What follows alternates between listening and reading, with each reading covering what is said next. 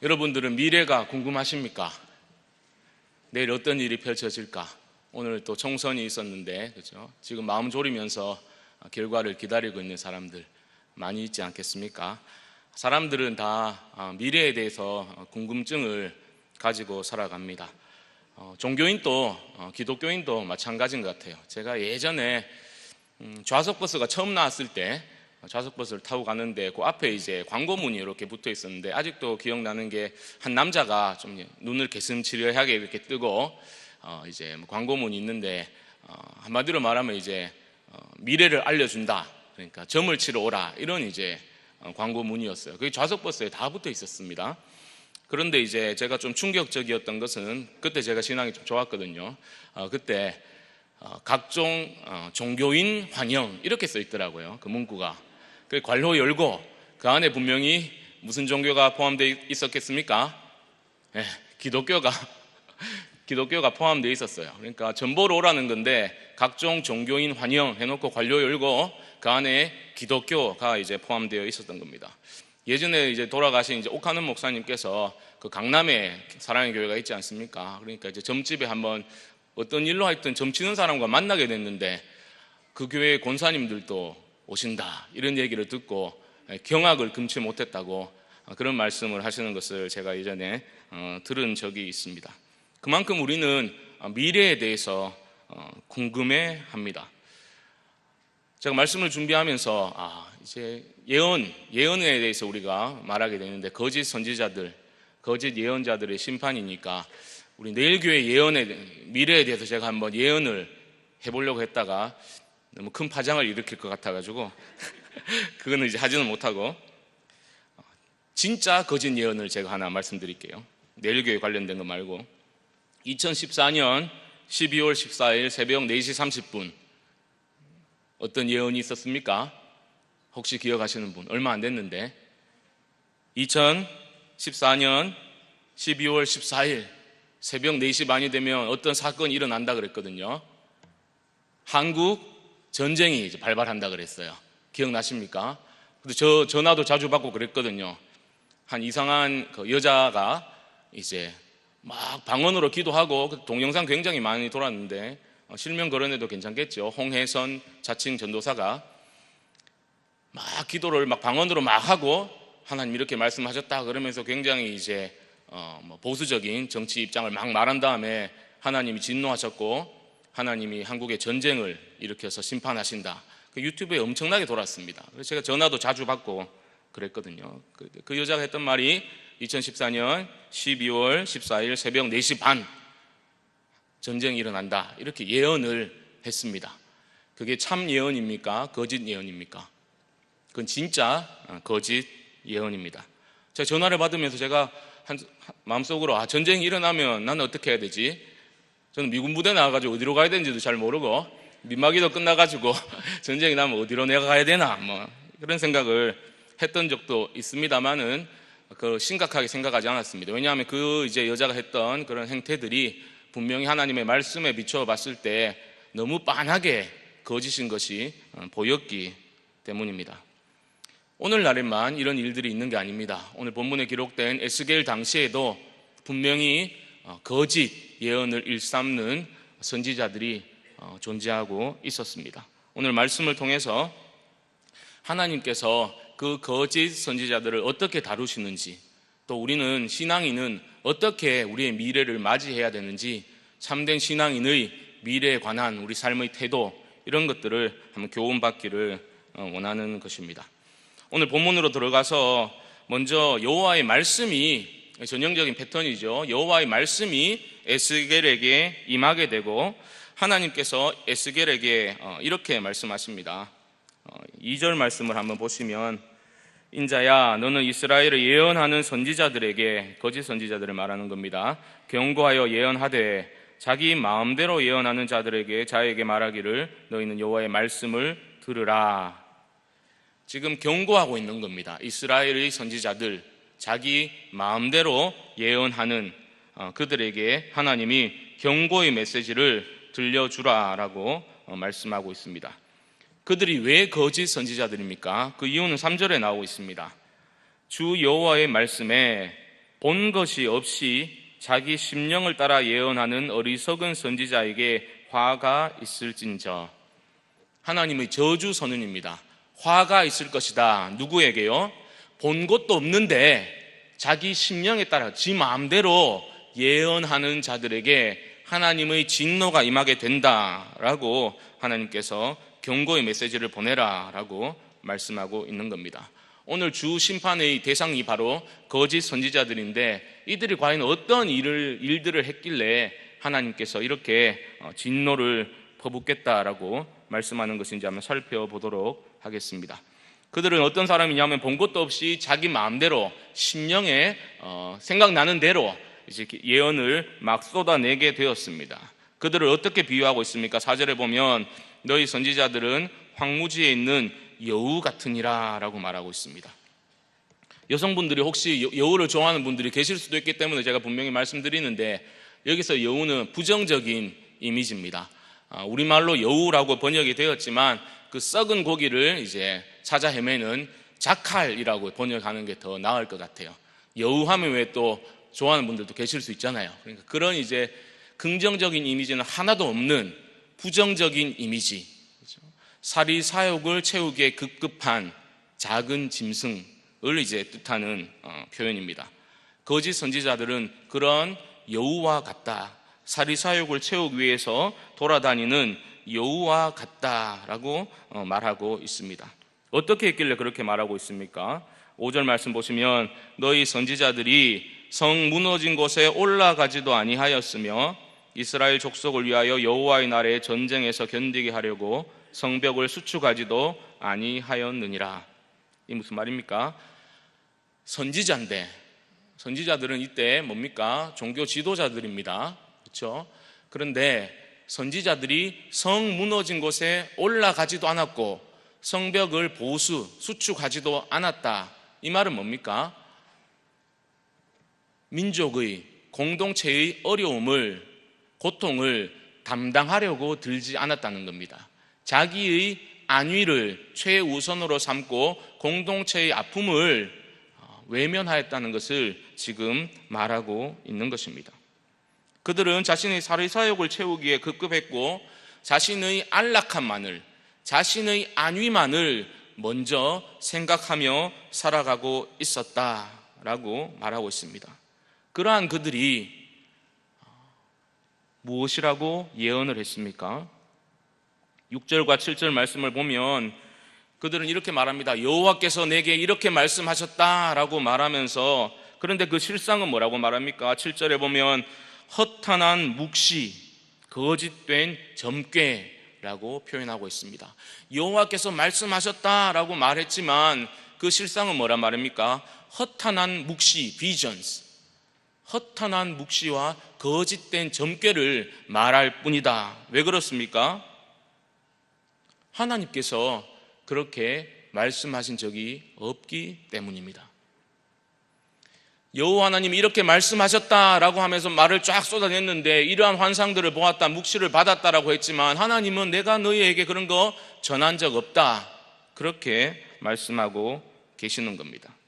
저는 이 말씀을 읽으면서 성 무너진 곳에 올라가지도 않았다라는 표현, 담당하려 들지 않고 오직 자기의 안위만을 생각하고 사리사욕을 채우기에 급급한 그 모습을 보면서 대조적으로 모세라는 사람, 모세는 사실 원형적인 선지자거든요. 선지자의 원형이거든요.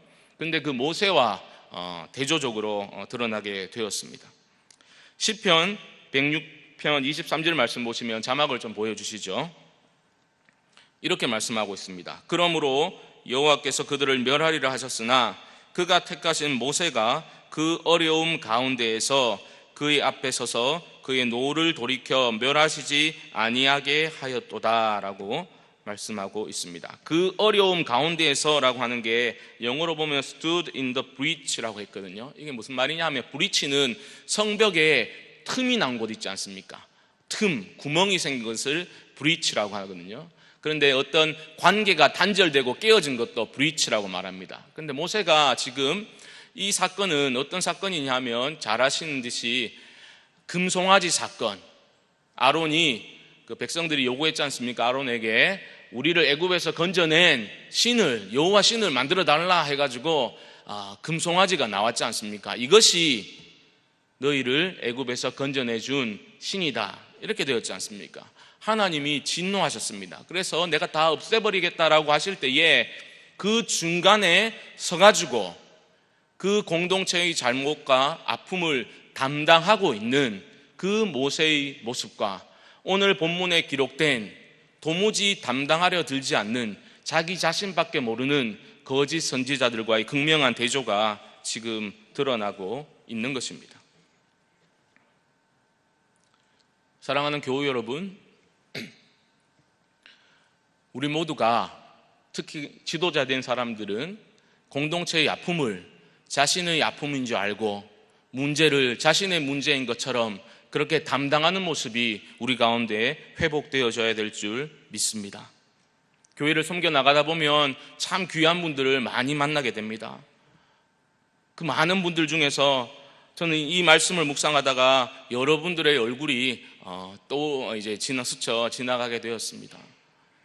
저도 교구를 섬기고 있지만 교구분들 제가 어떻게 다 이제 그 사정을 알고 기도하고 하겠습니까? 요청하시면 기도하고 할 수 있는 한 최선을 다해서 기도하고 싶고 그러지만 그렇게 다 못합니다. 그런데 얘기를 듣다 보면 참 이제 낙심해가지고 실족할 수 있는 그러한 상황에 있었는데 그 순장님께서 끝까지 가가지고 권면하고 격려하고 기도하고 같이 울어주고 이렇게 해서 그 마음을 돌이켜가지고, 물론 그 순장님이 돌이킨 건 아니겠죠. 하지만 그렇게 묵묵히 포기하지 아니하고, 그 사람이 뭐라고, 그죠?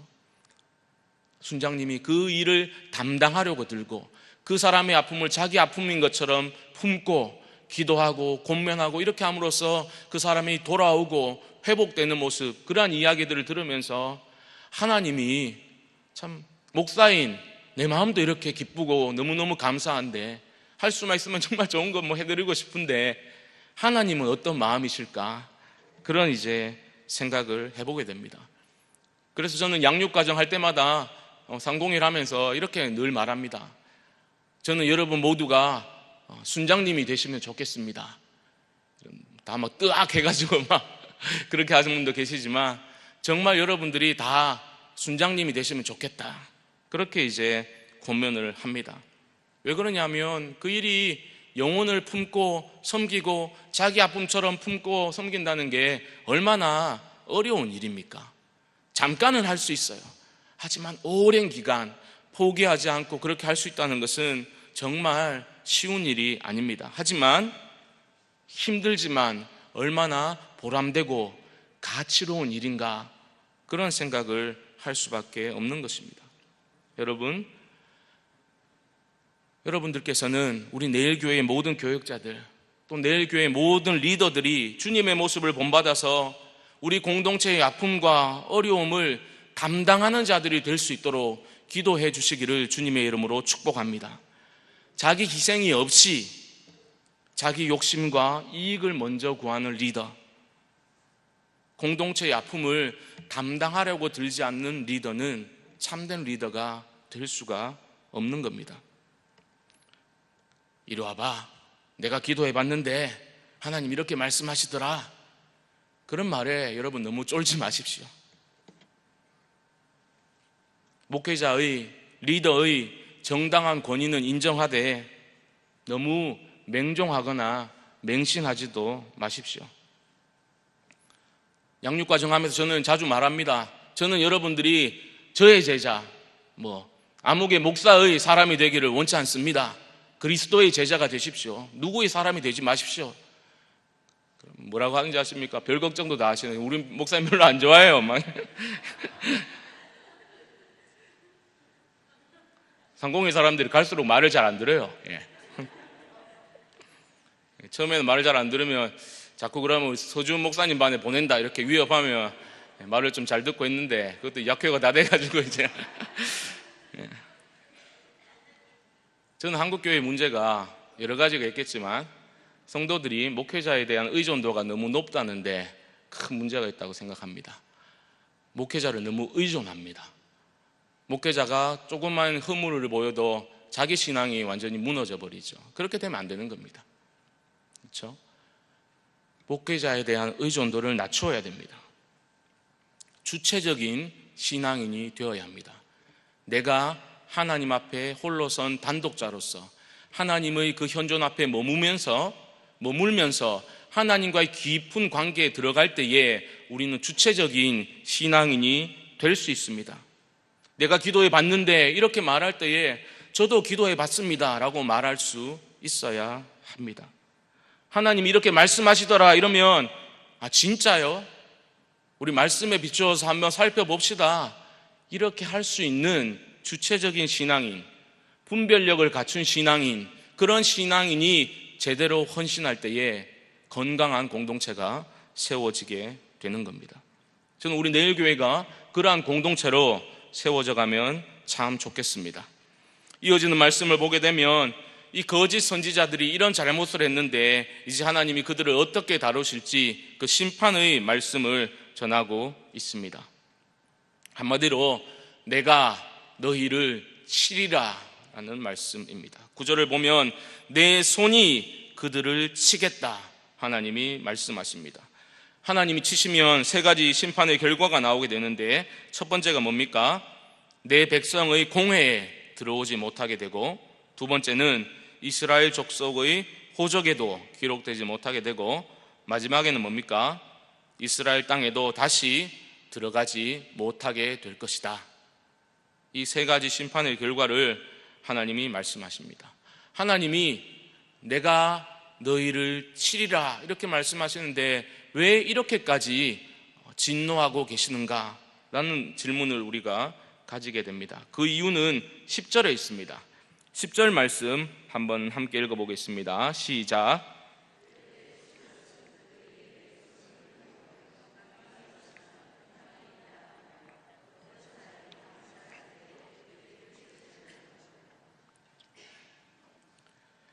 에스겔 당시로 돌아가서 보면 그들이 어떤 예언을 했냐 하면 이런 거죠. 외부 침략으로 인한 유다의 파멸은 결코 일어나지 않는다. 평안하다라고 말한 것이 바로 거짓 예언의 핵심이라는 것입니다. 평강이 있다라고 계속해서 말하는 겁니다. 에스겔은 뭐라고 했습니까? 돌이키지 않으면 망한다. 하나님이 심판하실 것이다. 예루살렘이 무너질 것이다 라고 말했는데 그런 일은 결코 일어나지 않는다라고 말하면서 샬롬이다, 샬롬이다, 평강이다, 평강이다 이렇게 말을 하고 있는 겁니다. 이렇게 예언을 했는데 샬롬을 외치는 그들에게 하나님은 왜 이토록 진노를 하셨습니까? 이것은 바로 평강이 어떻게 오는지를 우리가 곰곰이 생각해 보아야 합니다. 왜냐하면 이 거짓 선지자들도 나름대로의 이유를 가지고 있었거든요. 물론 의도는 좋지 않았지만 근거가 없었던 게 아닙니다. 그 근거는 무엇이었습니까? 어쩌면 그 당시 주류 신학적인 믿음이었는지도 모릅니다. 뭐냐면 샬롬이라는 것은 언약 관계에서 풀어야 되거든요. 그런데 거짓 선지자들은 어떻게 믿은 겁니까? 언약 백성은 망하지 않는다. 하나님은 다윗 왕조를 끝까지 보존해 주실 것이다. 성전이 있는 예루살렘은 결코 멸망당하지 않는다. 그렇게 굳게 믿고 있었던 겁니다. 그러니까 샬롬을 외칠 수 있었던 겁니다. 언약의 근거에서. 그런데 에스겔은 뭐라고 말합니까? 언약 맞는데 너희들이 지금 언약 백성으로서 합당한 삶을 살지 못하고 입술로는 여호와 하나님을 부르짖고 신앙하는 것처럼 그렇게 말하지만 내용적으로는 우상 숭배를 하면서 살아가고 있기 때문에 너희들이 회개하지 않으면, 돌이키지 않으면 평강이 임할 수 없다라고 에스겔은 지금 말하고 있는 겁니다. 이 차이를 여러분들이 잘 보셔야 합니다. 지금은 회개를 외쳐야 될 때인데 계속해서 평안하다, 평강하다, 샬롬이다라고 외치고 있으니까 에스겔의 속이 얼마나 답답했겠습니까? 이것이 바로 거짓 선지자들의 큰 죄입니다. 진정한 샬롬이 임하기 위해서 그들은 돌이키고 회개해야 되는데 자꾸 평안이 있다라고 말하니까 회개를 할 기회를 잡지 못하고 있는 겁니다. 계속해서 샬롬을 외치니까 회개를 못하게 되는 겁니다. 사랑하는 교우 여러분, 참된 평강은 어디서 옵니까? 참된 샬롬은 우리가 하나님과 바른 관계에 있을 때에 하늘로부터 임하게 되는 줄 믿습니다. 그게 참 평강입니다. 참 평강이라는 것은 하나님의 임재하심과 하나님의 역사의 결과로 우리 삶 가운데 충만히 임하게 되는 것입니다. 하나님과의 바른 관계에서 샬롬이 임하게 되는 것입니다. 우리가 하나님의 현존 앞에 머무를 그때에, 우리가 오직 하나님만을 바라보고 하나님 앞에 엎드릴 그때에 하나님의 샬롬이 우리 삶을 다스리게 되는 것입니다. 우리 인간됨의 본질은 엎드림에 있다라고 말했습니다.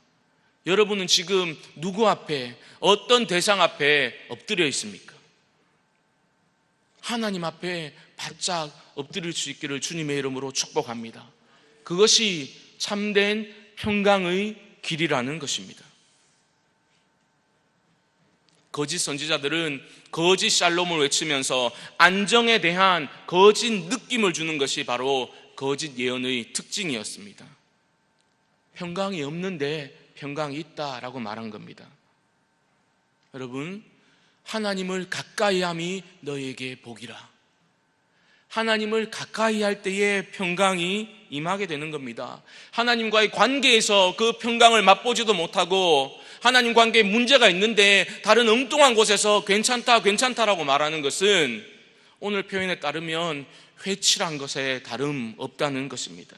속으로는 썩어 들어가고 있는데 겉으로만 그냥 빨간 약 하나 발라놓고 괜찮아, 다 나을 거야 하는 것과 똑같은 겁니다.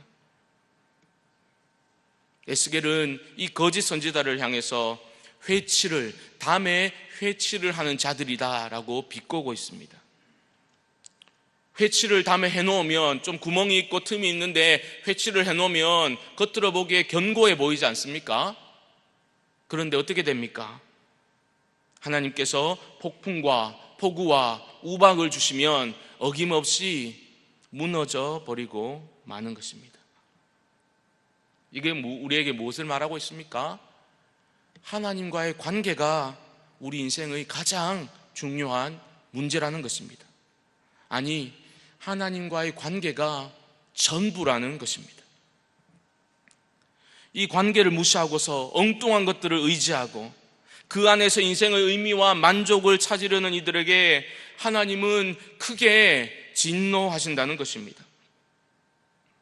하나님과의 바른 관계를 배제하고서 평강을 추구하는 자들을 향해서 하나님은 3번이나 반복해서 크게 진노하고 계십니다. 13절을 보시면 내가 분노하여 폭풍을 퍼붓고 내가 진노하여 폭우를 내리고 분노하여 큰 우박 덩어리로 무너뜨리리라. 사랑하는 교우 여러분, 하나님의 이 진노의 음성을 가볍게 여기지 마시기 바랍니다. 이 음성이 우리의 둔감해진 마음을 두들겨 깨뜨리고 우리의 심령을 새롭게 할 수 있어야 합니다. 하나님의 그 진노 이면에 감추어진 우리를 향한 그 지독한 사랑을 우리가 읽어낼 수 있어야 합니다. 주목할 것은 이 여호와 하나님의 큰 진노로 인해서 심판받는 대상은 거짓 선지자들만은 아니라는 겁니다. 담도 무너지고, 담은 뭘 상징합니까? 바로 이스라엘을 상징하는 것입니다. 예루살렘을 멸망을 상징하고 있는 겁니다. 담도 무너지고 거짓 선지자들도 심판을 받게 된다. 무슨 말을 하는 겁니까? 참 선지자들이 있었고 그들이 외쳤음에도 불구하고 거짓 선지자들의 그 말에 미혹되어서 속아 넘어간 백성들에게도 분명한 책임이 있다라는 것을 하나님은 말씀하고 계시다는 것입니다. 그렇기 때문에 우리는 늘 두려운 마음으로 잘 분별할 수 있도록 하나님 지혜를 주옵소서 기도하며 이 땅을 살아갈 수 있어야 한다는 것입니다. 또 다른 종류의 거짓 예언자들을 17절부터 에스겔은 기록해 나가고 있습니다. 이번에는 여자들입니다.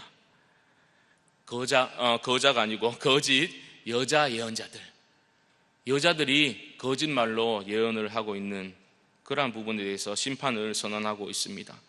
유사한 점은 뭐냐면 여자들도 자기 마음대로 예언을 했다는 겁니다. 본 것도 없고 하나님이 말씀한 것도 없는데 자기 마음대로 여자들도 예언을 거짓으로 하게 됩니다.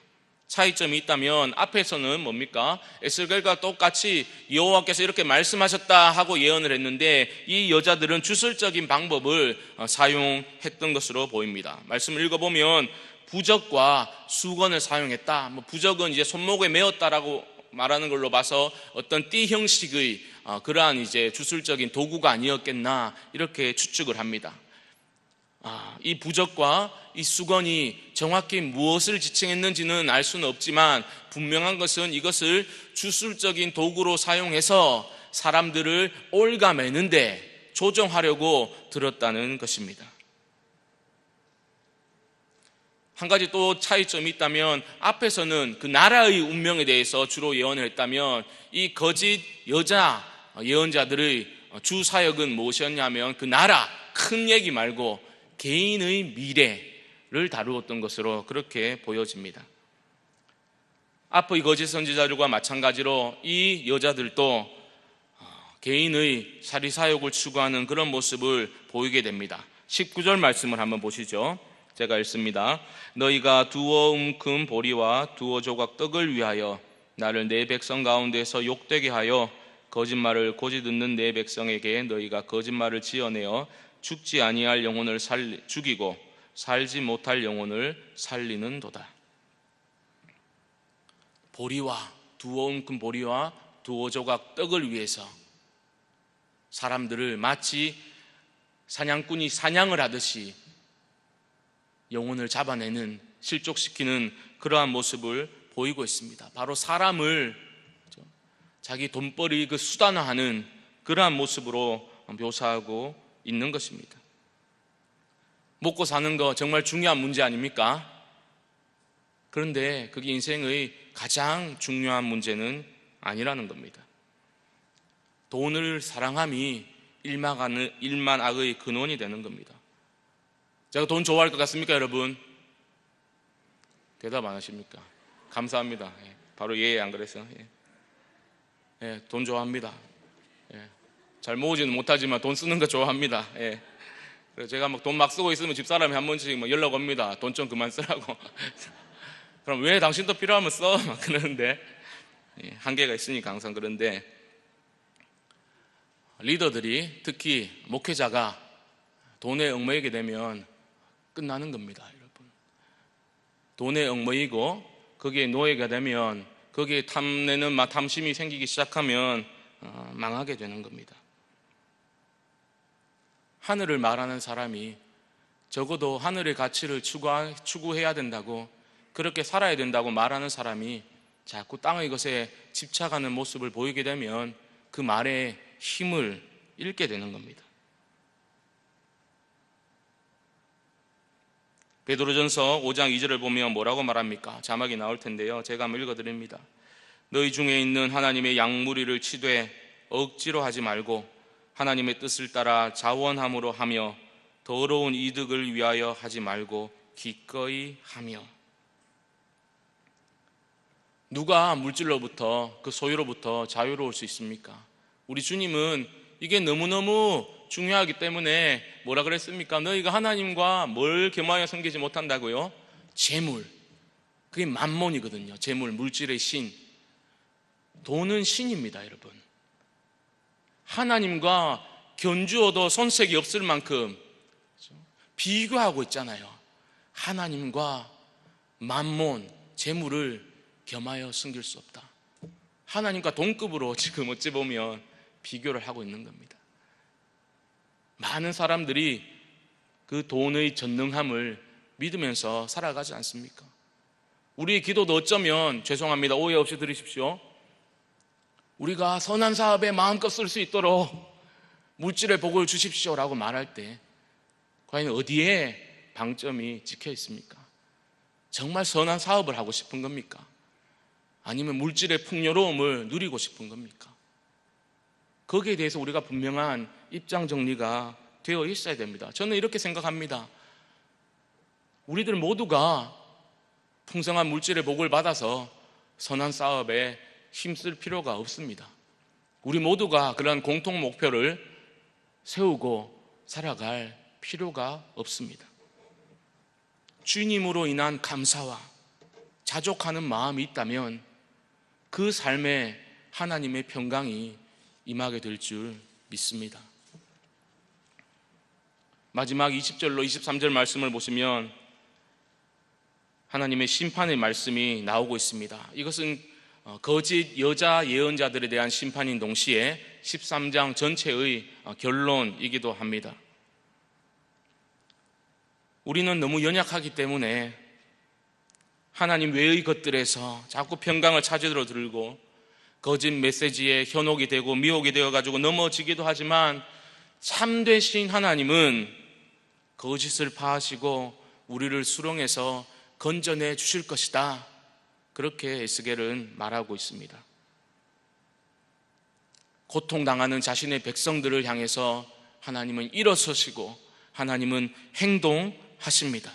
뭐라고 말합니까? 하나님께서는 거짓 선지자의 팔에서 그 부적을 떼어버리고 그들이 새처럼 사냥한 그 결박한 영혼들을 하나님께서는 놓아주실 겁니다. 그리고 그 당신의 백성을 얽매고 있는 그 가증한 수건을 찢어버리시고 이렇게 선포하십니다. 내 백성을 너희 손에서 건지고 다시는 너희 손에 사냥물이 되지 아니하게 하리니 내가 여호와인 줄 너희가 알리라. 내가 여호와인 줄 너희가 알리라. 오늘 13장에서만 하나님께서 내 백성이다 라고 불러주시는 게 5번이나 나오고 있습니다. 하나님은 계속해서 내 백성, 내 백성이라고 말씀하고 계십니다. 내 백성을 내가 건지고 결박당한 영혼들을 내가 풀어줄 것이다. 내가 너를 사랑한다. 내가 너를 고통 가운데서 건져내겠다 말씀하시는 그 하나님의 음성을 우리 모두가 들을 수 있기를 주님의 이름으로 축복합니다. 말씀을 정리해 보려고 합니다. 결론을 보시면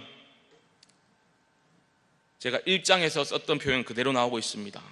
에스겔 1장 할 때에 에스겔 1장에 사실 에스겔 전체의 해석의 열쇠가 들어있거든요. 에스겔에게 어떤 일이 있었습니까?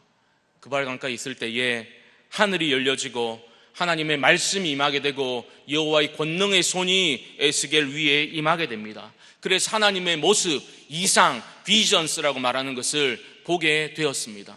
그때 제가 말씀드렸는데 그 비전스라는 것은 다른 게 아니라 바로 보다라는 하나님의 관점이 에스겔에게 주어지게 된 것이다 말씀을 드렸습니다. 그러면서 참된 비전은 무엇인가?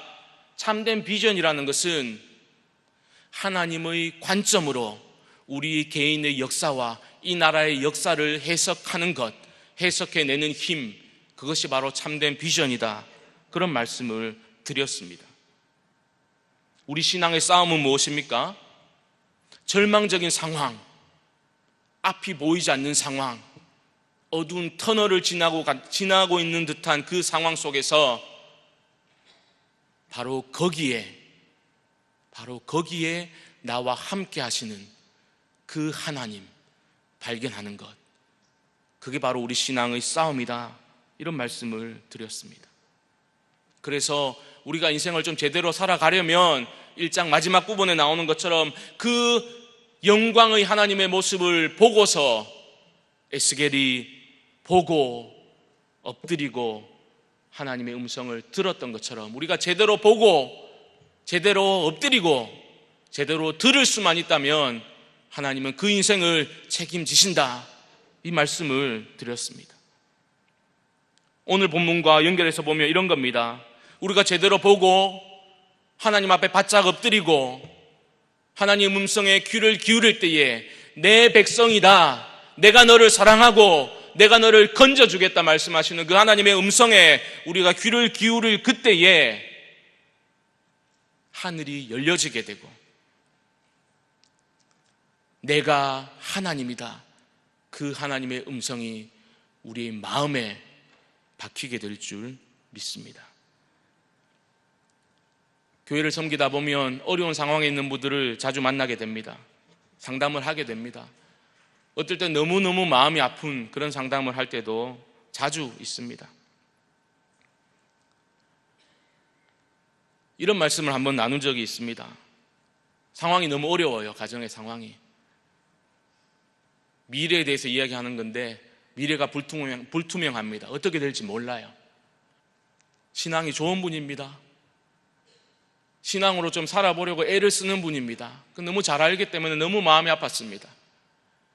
하나님께서 A, B, C 이 가운데 어떤 길로 인도하실지, 하나도 열어주시지 않을지, 하나님 신뢰한다고 생각했는데 그렇게 살아야 되는 거 알겠는데 여전히 마음을 엄습하는 두려움, 어떻게 하면 좋겠습니까? 쉽게 답할 수 없었습니다. 충분히 공감합니다. 집사님, 왜 안 두렵겠습니까? 그럼에도 불구하고 제가 무슨 말씀 드릴지 알잖아요. 하나님을 신뢰하십시오. 그렇게 말씀드립니다. 그리고 기도합니다. 하나님, 좀 좋은 길 열어주십시오. 그래도 하나님 잘 믿어보려고 애를 쓰고 순종하려고 애쓰는 저분들의 삶을 하나님 좀 책임져 주십시오. 그렇게 기도를 하고 이런 말씀 드렸어요. 내가 하나님이다, 이 말이 집사님의 마음에 좀 제대로 부딪히기를 기도합니다. 내가 하나님이다 그러면 어떻게 반응합니까? 우리는 예, 하나님 잘 알죠. 아멘.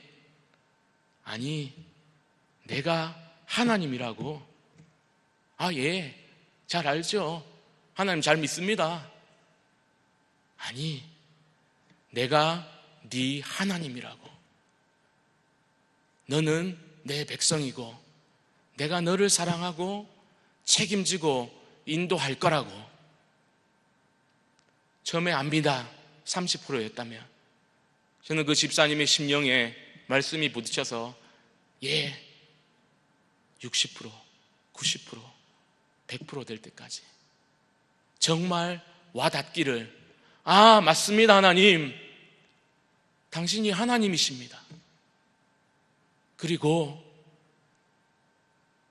저를, 우리 가정을 붙드시고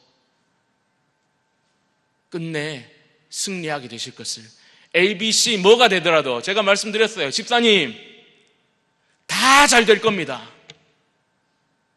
그렇게 하나님 첫자리에 두고 살아보려고 애쓰는데 잘 못 될 일이 뭐가 있겠습니까? 저는 집사님 무조건 잘 될 겁니다.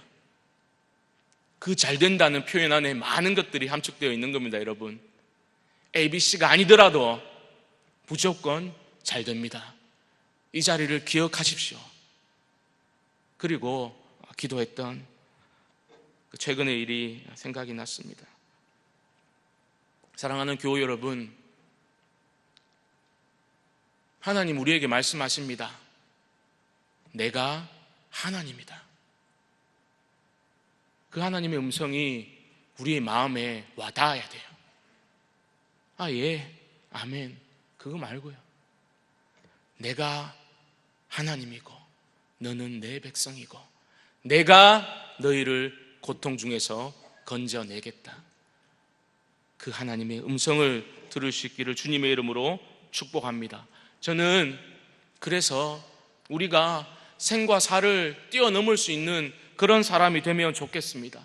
어떠한 어려움 가운데서도 하나님의 선하심에 대한 근원적인 확신을 놓지 않는 신앙인, 그러한 신앙인으로 우리가 빚어져 갈 수 있기를 주님의 이름으로 또한 축복합니다. 승리의 관건은 어디에 있습니까? 제대로 보는 데 있습니다. 제대로 본다는 것은 하나님의 관점으로 우리의 삶을 해석하는 것이다. 그런 말씀으로 제가 드렸습니다. 그러려면 우리의 마음이 하나님의 마음으로 가득 차 있어야 합니다. 베드로의 표현으로 하자면 샛별이 우리 마음 가운데 떠올라야 합니다. 샛별은 예수 그리스도시니 주님의 영으로 우리의 마음이 충만하게 채워져야 하는 것입니다. 저는 진짜 제 마음대로 한번 뭘 해보고 싶거든요. 제 마음대로 하는 게 거짓 선지자인데 그런 거 말고 정말 하나님의 마음으로 제 마음이 채워져서, 우리 나이 70대면 종심이라 그러잖아요. 자기 마음에 그대로 따라도, 자기 마음에 행하고 싶은 대로 행하도 도리에 어긋나지 않는다, 종심, 이런 표현 쓰지 않습니까? 제 마음대로 해도 어떤 사람이 만든 그런 틀에 막 가두지 말고 우리의 마음이 하나님의 마음으로 가득 차가지고 우리가 마음대로 행해도 하나님께 기쁨이 되는, 하나님의 영광을 가리는 게 아니라 하나님께 기쁨이 되는 그러한 삶, 그러한 꿈을 우리가 좀 꾸면서 살아가야 되지 않겠습니까? 그것이 바로 성령 충만한 삶이 아니겠습니까? 시간이 많이 갔습니다. 재직회도 있는데 마무리하겠습니다. 미래가 궁금하시죠? 저도 궁금합니다. 3년 후에 제가 어디에 있을지, 5년 후에, 10년 후에 어떤 모습으로, 어떤 교회에서 어떤 모습으로 섬기고 있을지 궁금합니다. 이런 못된 성격 좀 몇 년 후에는 좀 다듬어져 있을지 궁금합니다. 여러분은 5년 뒤에 여러분의 인생의 청사진 쥐고 살아가신다면 인생을 의미 있게 좀 더 행복하게 살아갈 수 있을 것 같습니까? 그렇지 않습니다. 몇 번 말씀드렸지만 미래를 알 수 없게 하신 것이 바로 하나님의 은혜인 것입니다. 미래를 알 수 없기 때문에 하나님을 의지하는 인생이 복된 인생이니, 미래를 모르니까 오늘 하루 하나님을 의지할 수 있는 거 아니겠습니까? 거창한 구호 같은 거 내걸지 말고 오늘 하루 하나님의 마음으로, 주님의 영으로 충만해서 우리 마음에 샛별이 떠올라서 하나님께 순종하며 살아간다면 얼마나 복된 인생이겠습니까? 내일 교회의 미래는 어떻겠습니까, 여러분? 올해가 40주년인데 앞으로 우리 내일 교회의 모습은 어떻게 되겠습니까? 대구의 장자적인 사명을 감당하는, 우리가 기도하는 대로 또 하나님 나라를 이루어가는, 세워가는 그러한 교회가 되겠습니까? 아니면 그렇게 보기에는 우리의 연약하고 부족한 모습이 너무 커 보여서 너무 요원해 보입니까? 진단과 평가 물론 중요하지만 우리는 자꾸 미래를 알아맞추고 싶은 그러한 유혹을 좀 떨쳐내고서 어떠한 예언자가 되어야 되냐 하면 실천적 예언자의 삶을 우리가 살아갈 수 있으면 좋겠다라는 겁니다. 다른 말 아닙니다. 내일 교회 그렇게 되겠어? 이렇게 말하는 게 아니라 내가 그것을 위해서 실천하는, 몇 년까지 내일 교회 그렇게 되겠어라고 말하는 게 아니라 내가 지금 내 삶의 자리에서 한 걸음 내딛는 이 공동체를 위해서 내가 담당하고 내가 내딛는 그 한 걸음이 대안이 되는 거고, 그 걸음들이 모여지게 되었을 때에 우리 내일 교회의 미래가 밝아지는 것 아니겠습니까? 이미 우리 곁에 와 있는 하나님의 은혜 가운데, 그 섭리 가운데 이미 우리 곁에 와 있는 내일 교회의 그 푸르름을 우리의 몸으로, 우리의 눈물로, 우리의 땀으로 살아낼 때에 그 미래가 우리에게 주어지는 겁니다. 항상 완제품의 형태로 우리에게 내일 교회의 아름다운 미래 여기 있다, 그게 아니라 내가 담당하고 내가 한 걸음 내디딜 때에 그 미래가 우리에게 다가오는 것입니다. 위대한 일은 거창한 일이 아닙니다. 하나님이 하라고 하신 일, 천그루에 나무를 심은 사람처럼 그 황무지에 반은 말라 죽고, 하지만 그 미래를 꿈꾸며 다음 세대를 꿈꾸며 묵묵히 천그루에 나무를 심은 그러한 사람처럼 우리도 삶의 자리에서 참되신 하나님으로 충만하고 그 하나님께 순종하며 살아가실 수 있기를 주님의 이름으로 축복합니다.